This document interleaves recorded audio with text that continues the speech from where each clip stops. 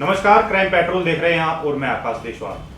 हाल ही में crime petrol ने एक नए शो की शुरुआत की जिसमें सभी देहरादून के सभी 100 वार्डों का हाथ यानी पार्षद ने बीते 5 साल में क्या क्या कार्य आप लोगों के लिए किए हैं उसका एक लेखा जोखा हम आप लोगों तक पहुंचा रहे हैं।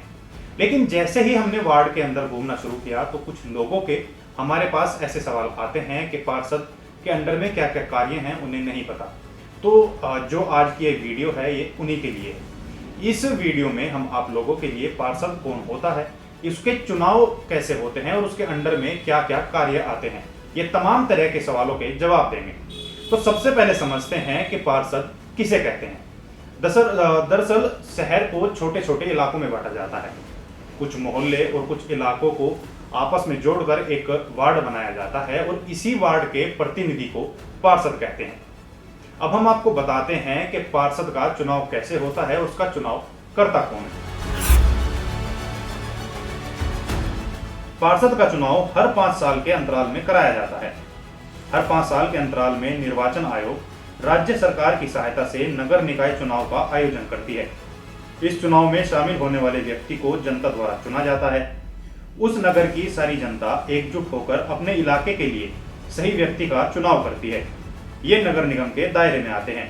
इनके ऊपर एक मेयर होता है जो वार्डों की विकास की राशि तय करता है। वो समय समय पर वार्ड पार्षद को दी गई धनराशि से कराए गए विकास कार्यों का जायजा भी लेता है। शहर के विकास की बागडोर मेयर के हाथ में होती है। ये थी पार्षद के चयन की प्रक्रिया कि उसका चुनाव कैसे होता है और उसको कौन चुनता है। अब हम आपको बताते हैं कि 5 साल के अंतराल पर अगर कोई पार्षद चुना जाता है, कोई प्रतिनिधि जीतता है, तो वो 5 साल के अंतराल पर क्या क्या कार्य हैं जो आपके वार्ड के लिए वो करता है। पार्षद का मुख्य कार्य उस वार्ड से संबंधित समस्याओं का निवारण करना होता है।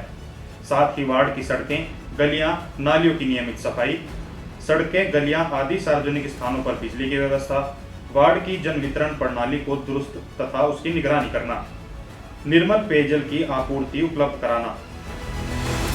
किसी किसी जगह पार्षद के अंडर में 60 फुट तक की सड़क का निर्माण कार्य भी आता है। अब हम आपको बताते हैं कि एक पार्षद के चुनाव लड़ने की क्या शर्तें हैं। पार्षद का चुनाव लड़ने के लिए उम्मीदवार की न्यूनतम आयु 21 साल होना आवश्यक है।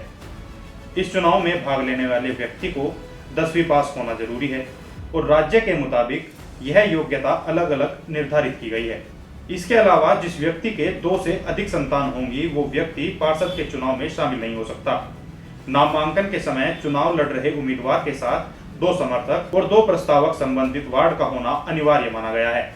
इस चुनाव में शामिल होने वाले उम्मीदवार को स्व घोषणा पत्र में संपत्ति का विवरण देना अनिवार्य होता है। अब वहीं अगर देहरादून की बात करें तो यहाँ के पार्षद को वार्ड के हिसाब से नगर निगम द्वारा एक तय धनराशि दी जाती है जिससे वो आपके क्षेत्र में कार्य करा सके। अब हम आपके सामने एक अपील रखते हैं कि जो हमारा नया शो है आपका वार्ड, आप उसको जरूर देखें क्योंकि वो शो खास आप लोगों के लिए बनाया गया है जिसमें देहरादून के सभी वार्ड की पड़ताल हो रही है।